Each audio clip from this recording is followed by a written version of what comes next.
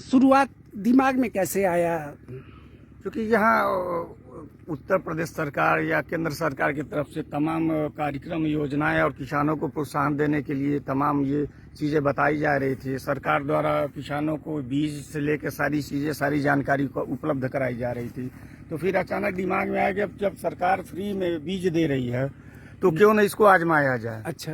और और इसके फायदे भी देखेगा, इसके गूगल पे सर्च करके ये इसको पहाड़ों पे खासकर ज्यादा इसका इस्तेमाल होता है। अच्छा। रोटी के रूप में, हाँ, और तमाम इसके औषधीय गुण भी हैं। तो इसलिए इसको आपको आजमाया ऐसा जाए। नहीं लगा कि आप सबसे पहले ये शुरुआत कर रहे हैं, पशुओं से किस तरह से बचाएंगे और तमाम रोग और दूसरी चीजें हैं, कैसे आपने मतलब आगे बढ़ के मड़ुआ बोने का अनुभव तो अभी पहला है।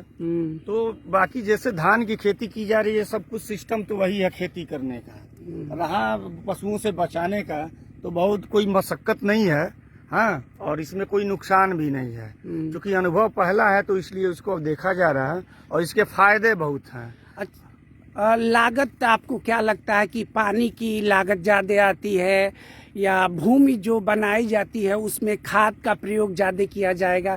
क्या आपको अब तक क्या लगा है कि मतलब अब तक जितनी रोपाई के, अब तक पौध से लेकर रोपाई तक जितने भी काम किए गए हैं उसमें धान की अपेक्षा पानी से लेके खाद और बाकी जो चीजें हुई हैं उसमें कम ही लागत पड़े हैं। इसमें पानी भी कम देना है, खाद की मात्रा भी कम लग रही है और खर्च भी कम रहा है।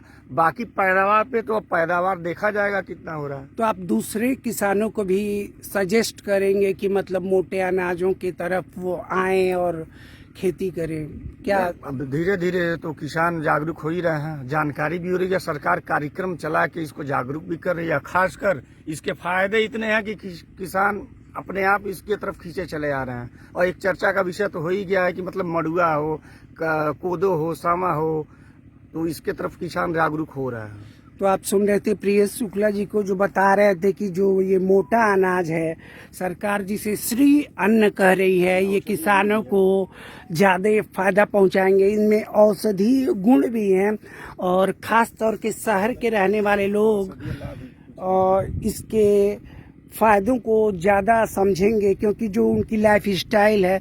अच्छा, इसके औषधि गुण क्या हैं?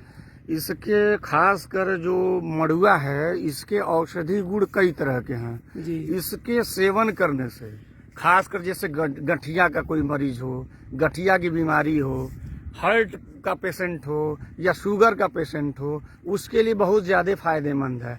कहीं कहीं अदर स्टेटों में, जैसे आप पहाड़ी स्टेटों में चले जाएंगे तो वहाँ पे इसके लड्डू से लेके, बर्फी से लेके तमाम इसके वो आइटम आपको मिलेंगे। और लोग महंगे, इसके उत्पाद जो बनते हैं वो महंगे दामों में बिकते हैं। और खासकर ये जैसे हम लोग के यहाँ पहले जब अंग्रेजों का समय था, पुराने समय में जैसे पहले, तो एक कानून हुआ करता था PL 480। तो जो PL 480 कानून था उसके तहत हमको अमेरिका से गेहूं मिलता था। और खासकर उस समय जो ये उसको क्या बोलते हैं, हरित क्रांति के समय, तो हरित क्रांति के समय हमको वही गेहूं का आर्डर डाला गया। बाहर से गेहूं आता था, लोग अब चूंकि गेहूं को हमारे मतलब व्यवहार से हटना है, अब मोटे अनाज से ही फायदा होना है। तो आप सुन रहे थे प्रियेश शुक्ला जी को। गांव देहात की और सरकार की जो मुहिम है कि मोटे अनाज किसानों को दुगनी उपज